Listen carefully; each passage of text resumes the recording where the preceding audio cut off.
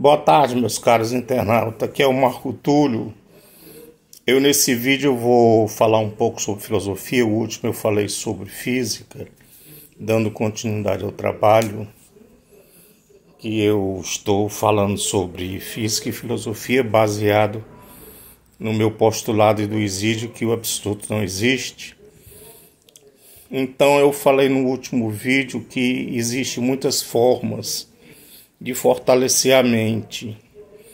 Eu tinha citado a física, a matemática, a engenharia e a biologia. E tinha falado também que uma das maneiras de fortalecer a mente é praticando o bem, do paradigma do Buda, do Cristo, do Confúcio, né?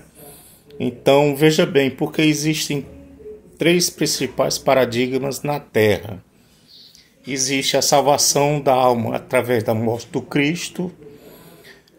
Existe a iluminação do espírito através do budismo. Existe a evolução da alma através do espiritismo. Então o exídio ele passou para mim um novo paradigma. Que paradigma é esse, Marco Túlio? É o fortalecimento da mente para poder existir, tá certo? Então existem muitas maneiras de fortalecer a mente. Eu falei no vídeo anterior que até mesmo você dirigindo uma cegonha, você está fortalecendo a mente. Então uma das maneiras muito fortes de fortalecer a mente é fazer o bem que o Cristo sinalizou quando esteve na Terra. Porque você entra em harmonia com a natureza. Você entrando em harmonia com a natureza, você fortalece a sua mente, entendeu?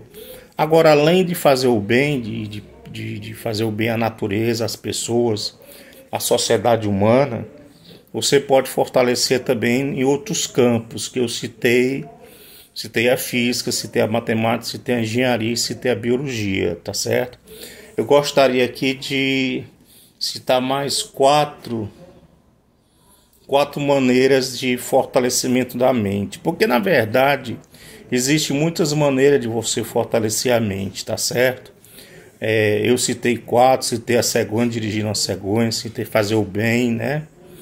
Então eu vou citar aqui mais quatro maneiras de fazer o bem. A primeira que eu escrevi aqui, eu fiz um roteirozinho, é a medicina. Então quem fez a medicina está no caminho certo, viu, de fortalecer a mente. Porque a complexidade do organismo humano é incrível, né? É incrível a complexidade do organismo humano. Uma vez o Exídio falou para mim que quando ele enfrenta um problema, ele primeiro calcula a complexidade do problema. Eu achei super interessante isso. O Exídio, quem não sabe, é o meu mentor espiritual. Ele, antes de atacar um problema, ele calcula a complexidade do problema, né?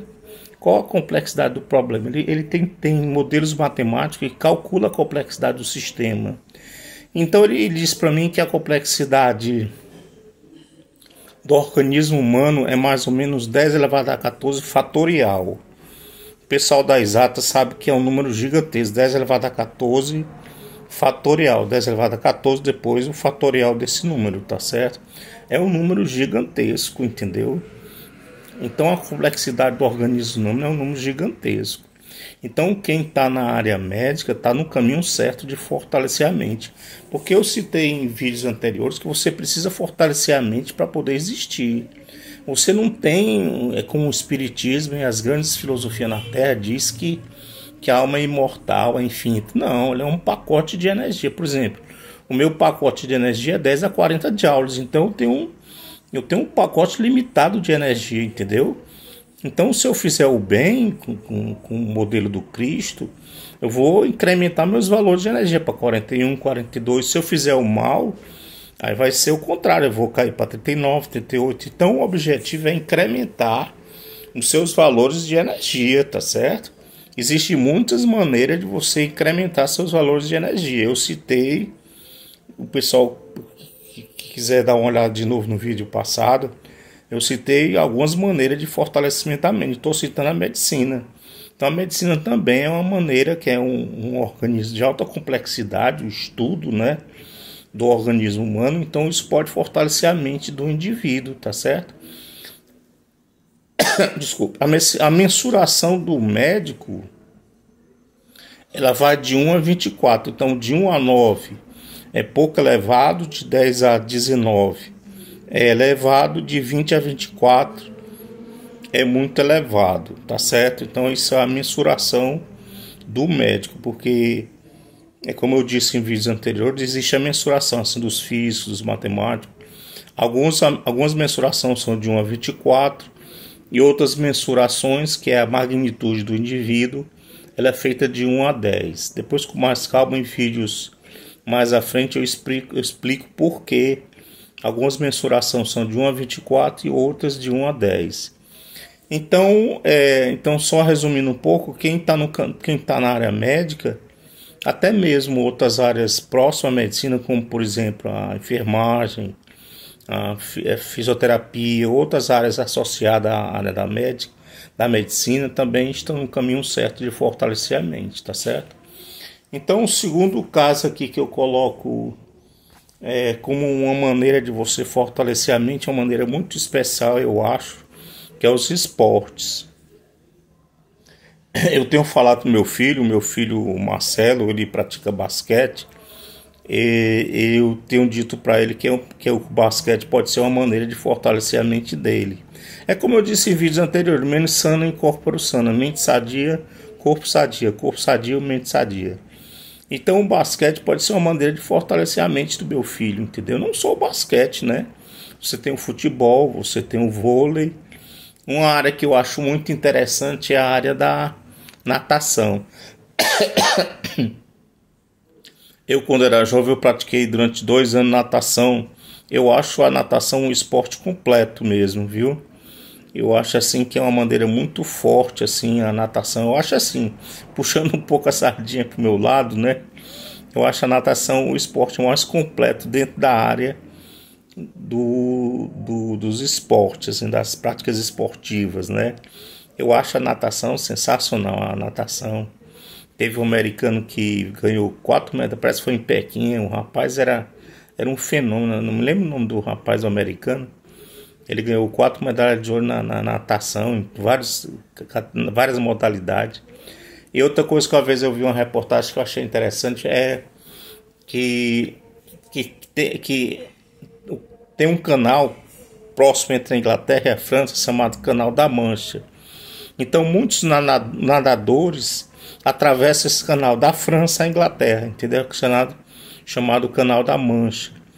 Ele tem uma extensão de 35 km. Você veja você nadar 35 km, não é fácil, né?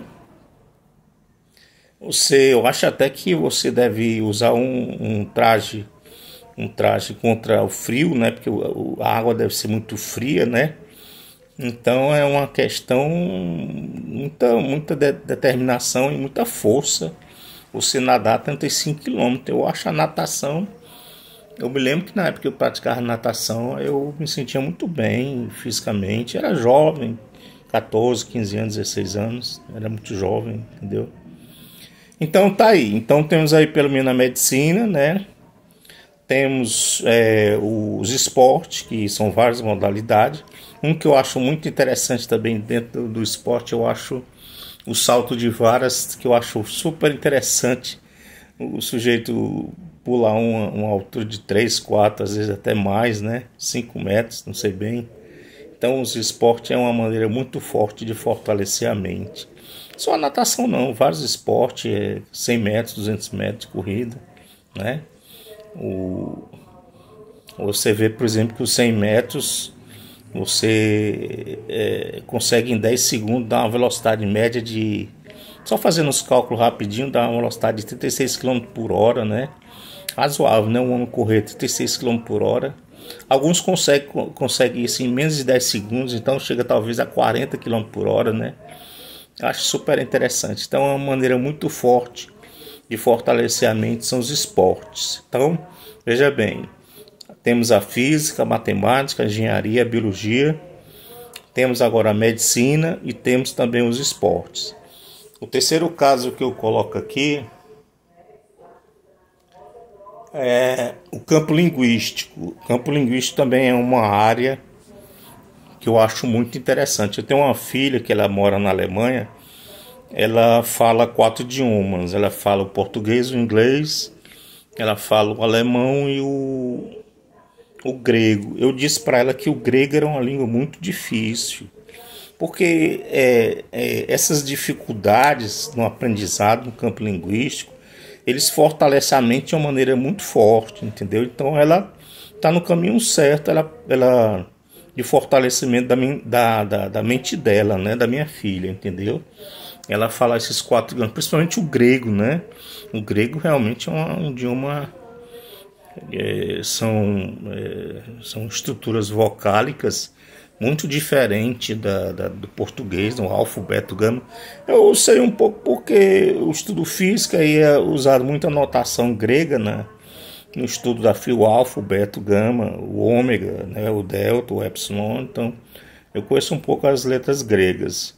Eu disse para ela: olha, minha filha, você está no caminho certo, aí siga em frente, fortaleça sua mente.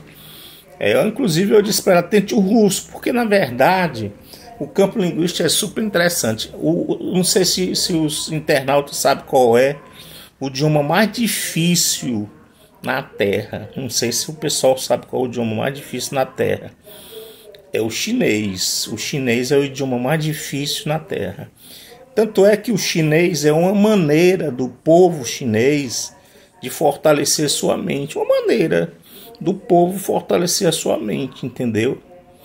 Quer dizer, a língua. Porque uma vez eu estava estudando na internet o idioma chinês, se não me engano, ele tem 50 mil caracteres. Porque é um sistema, um sistema linguístico diferente do nosso, que é o alfabeto, né? São ideogramas, né? Então é um idioma muito difícil de aprendizado, né? Então é uma maneira do povo chinês fortalecer a sua mente, entendeu? Um idioma difícil de aprendizado, como o chinês, o mandarim, é isso? Então é uma maneira do povo chinês fortalecer a sua mente. Eu até disse para minha filha: Márcia, tenta ver o russo, porque o russo, eu considero o russo, segundo o Isid me falou, o Isid entende um pouco desse campo linguístico. Ele é um cara assim que entende tudo um pouquinho. O russo estaria entre os 10 idiomas mais difíceis da Terra, o russo. Aí eu disse assim: minha filha, tente você ver, por exemplo, são 33 letras, o idioma russo, se eu não me engano, são 33 letras. Tente ver a dificuldade do idioma russo. Eu vi na internet, eu vi um rapaz carioca, como não estou lembrado o nome do rapaz, que ele em 4 anos ele conseguiu estudar o russo e falar fluentemente o idioma russo, né? Eu até vi a postagem, uma viagem que ele fez para Moscou, São Petersburgo, na Rússia, né? Muito interessante. Eu acho assim, muita determinação desse rapaz, ele conseguir dominar o idioma russo em 4 anos da maneira perfeita, eloquente, assim, de uma maneira muito compreensível, né? A gente vê no canal dele ele conversando com nativos da Rússia, falando muito bem o russo, né? Tá de parabéns esse rapaz, em 4 anos dominar o idioma russo, porque o idioma russo ele tá entre os 10 idiomas mais difíceis da Terra. Então é também uma maneira de fortalecimento do povo russo, né? O idioma russo é uma maneira de fortalecer a mente do povo russo, entendeu? É uma maneira, assim como o chinês. O chinês, o coreano e o japonês são as línguas mais difíceis da Terra, entendeu? Então são maneiras de fortalecimento desses povos, o japonês, o coreano, o chinês, entendeu? Então o campo linguístico é uma área muito interessante. Na minha vida eu estudei um pouco inglês, mas o inglês é uma língua normalmente considerada relativamente fácil. Eu acho até que a gramática inglesa ela é uma gramática relativamente fácil, assim, pelo menos em comparação com o português, a gramática inglesa ela é mais fácil do que o português, né? Vamos dizer assim. Então eu falei para minha filha Márcia se ela não ter o contato com o russo para pelo menos sentir assim a dificuldade do idioma. Se eu não me engano são 33 letras, são 10 vogais, umas letras estranhas, né? O idioma russo. Eu estava vendo um pouco na internet o idioma russo, achei super interessante. Tem umas letras bem estranhas mesmo, o idioma russo. Se eu tivesse tempo, eu até estudava o idioma russo, mas eu não tenho, minha dedicação é a física, a filosofia. Não vou ter muito tempo de estudar o idioma russo, não, mas se eu tivesse, eu até estudava mesmo. Eu acho super interessante o idioma russo. Aí, só concluindo aqui a questão dos idiomas, a mensuração do campo linguístico ela vai de 1 a 10. De 1 a 4 é pouco elevado, de 5 a 8 é elevado e 9 e 10 é muito elevado. Então é uma maneira de você mensurar a capacidade de um linguista, né? Pode ser pouco elevado, elevado ou muito elevado. Se ele tiver acima de 10, ele seria um linguista profundo, né? Então você veja, por exemplo, se você analisar assim, quantos idiomas não existem na Terra? Porque existem muitos dialetos, né? Mas idiomas mesmo, né? Considerado idioma, deve ter pelo menos 1000 idiomas na Terra ou mais, né? Então aí você veja aí, imagine um indivíduo poliglota falando aí, sei lá, eu nem consigo imaginar. Uma vez eu vi uma reportagem, uma húngara, ela falava 16 línguas muito bem, com muito fácil, 16 idiomas, com muita pronúncia boa, com muita facilidade. Você falar 16 idiomas, e alguns difíceis, como chinês, né? É uma reportagem que eu vi sobre uma húngara. Ela tinha desenvolvido uma técnica de estudo de idiomas que eu achei super interessante. Uma vez eu vi um caso de um brasileiro, mas ele não tinha muito domínio nos outros idiomas, não. Eu digo assim, dominar perfeitamente, assim. Conhecer um pouco, todo mundo conhece, mas agora dominar plenamente o idioma aí é difícil, né? É como um rapaz carioca, não me lembro o nome do rapaz, ele domina perfeitamente o idioma russo, né? Com uma capacidade extraordinária do domínio do russo. O russo está entre os 10 idiomas mais difíceis na Terra, né? Além do coreano, do japonês, do chinês, o idioma russo está entre os 10 mais difíceis, tá certo? Então, o campo linguístico, só concluindo um pouco aqui o pensamento, também é uma maneira de fortalecimento da mente. Porque o paradigma é esse, fortalecer a mente para poder existir. Para existir por quê? Porque se você for perdendo magnitude de existência, porque uma coisa que eu quero dizer aqui é um pouco física, a energia naturalmente se degrada. Ela é como, por exemplo, um aço não submetido ao ar, uma estrutura metálica, ela cria ferrugem. Então a energia naturalmente se degrada. Então você tem que fortalecer a mente para não perder magnitude. Porque mesmo você não fazendo mal, mesmo você não destruindo a natureza, a mente tende a perder magnitude. A entropia que, para quem não sabe, ela mede a desorganização de um sistema físico. Vamos supor que a mente seja um sistema físico. Então, naturalmente, a mente se degrada. Ela perde magnitude. Então, você tem que fortalecer a mente. Como? Através de muitas maneiras. Do bem, da área do conhecimento, né? Para você fortalecer sua mente e incrementar seus valores. Por exemplo, o mal de Alzheimer, do aspecto físico, é o degredo, a degradação das células cerebrais. Né? Aí atinge uma área específica da memória e vem o esquecimento. Quer dizer, quaisquer que os médicos recomendam, atividades físicas, leitura, para poder surgir novas conexões cerebrais, porque uma vez que a célula cerebral fenece, morre, acabou, ela não se regenera não é como outras células, entendeu? Então o mal de Alzheimer, os médicos recomendam o fortalecimento da mente, né? Para que haja novas conexões, que seja possível a pessoa diminuir o esquecimento, que é o mal de Alzheimer, né? Às vezes eu penso que me dá um branco, eu tenho aqui o roteiro aqui, me dá um branco aqui, eu tô olhando aqui para saber o que eu vou falar, porque às vezes dá um branco, eu já vou fazer 65, né? Então o mal de Alzheimer é a degeneração das células cerebrais, entendeu? Então é o que os médicos recomendam, atividades físicas, mentais. Bom, então eu falei da medicina, não é isso? Falei dos esportes, falei do campo linguístico, ver se eu tinha mais alguma coisa aqui a falar. no campo linguístico. Sim, o quarto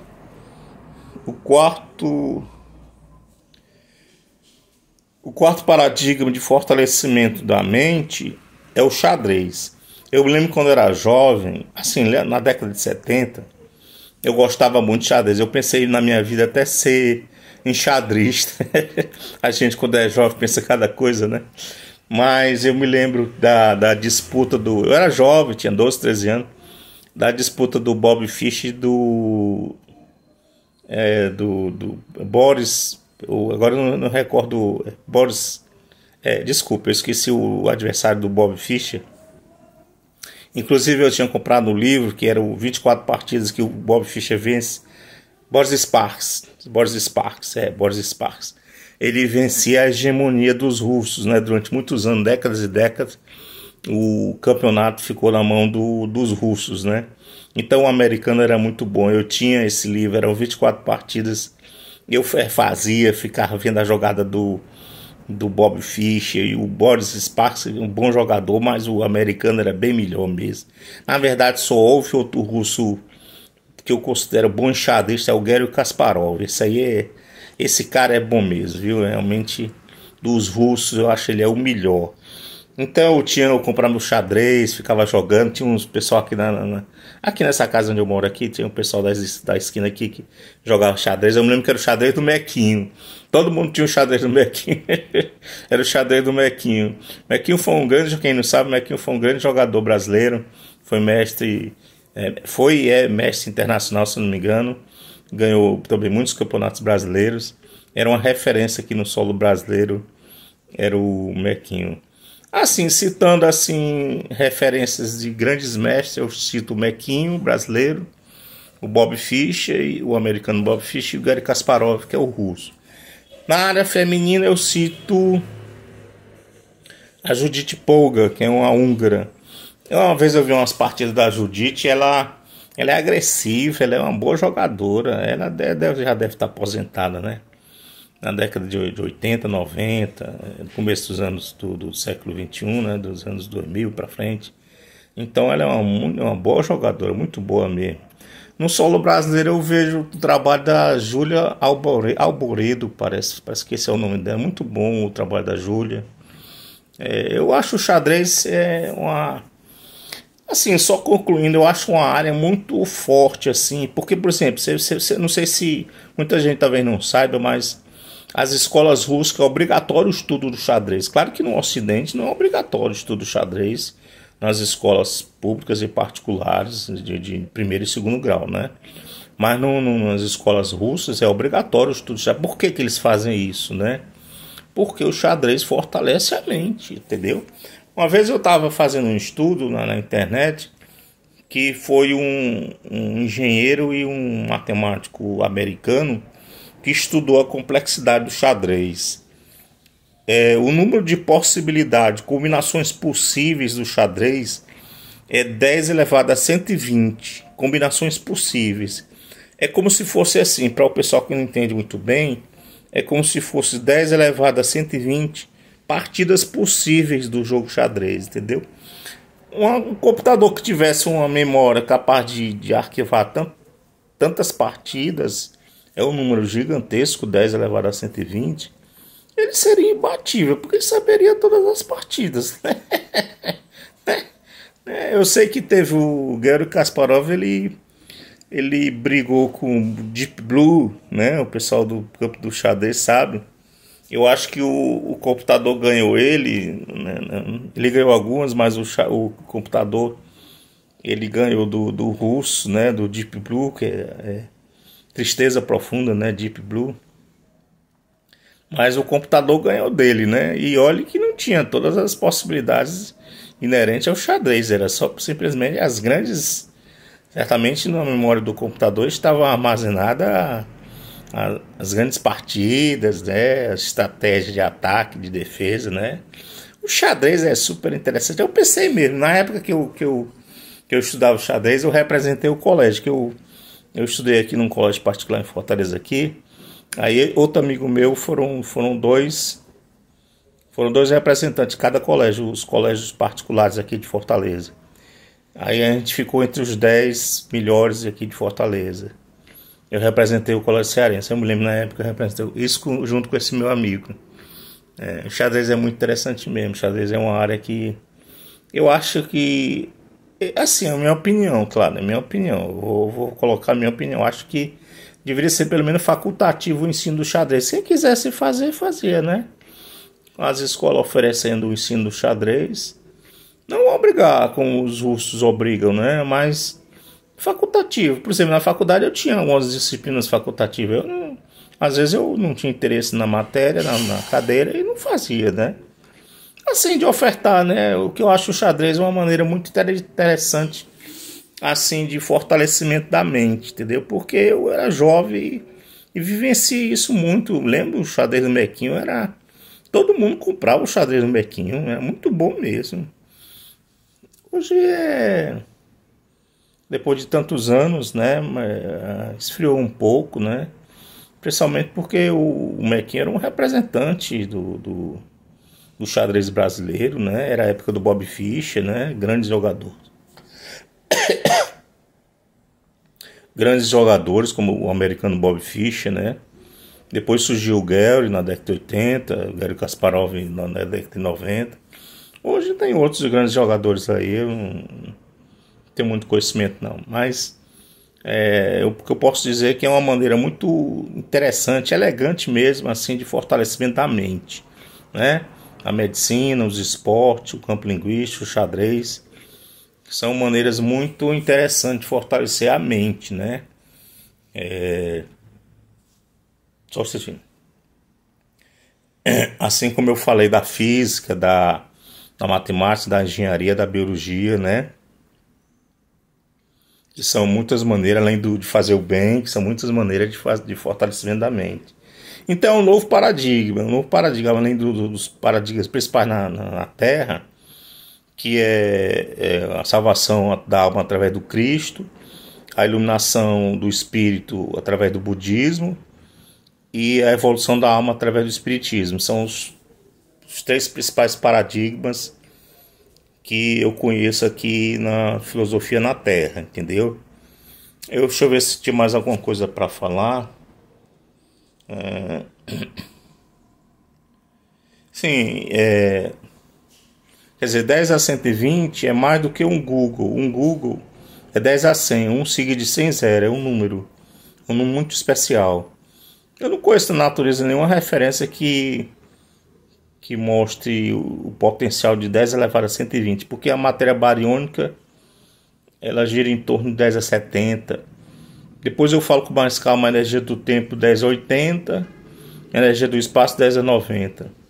Então não tem nenhuma referência nesse universo, que mostre um número tão gigantesco quanto esse do xadrez.